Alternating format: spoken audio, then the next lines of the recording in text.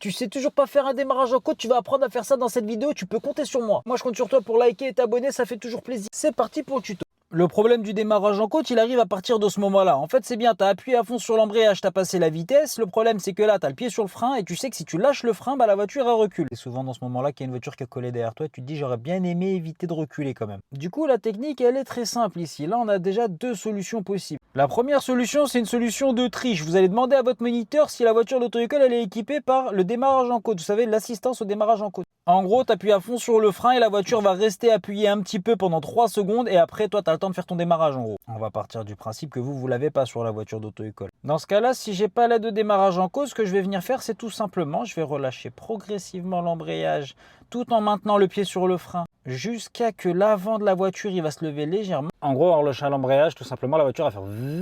Et donc du coup, quand tu relâches au moment où la voiture elle commence à se lever, c'est là où tu vas bloquer légèrement, tu vois, ton embrayage. Et ton pied, il va pas lâcher le frein pour faire ça. Ton pied, il va faire fuite, tu vois, il va, hop là, zip, comment il zappe. Du coup, ton pied, il zappe directement sur l'accélérateur tout en relâchant progressivement l'embrayage. En gros, je vous refais à la vitesse rapide. Donc là, imaginons, paf, je suis arrêté, je suis au démarrage en côte, paf, embrayage première.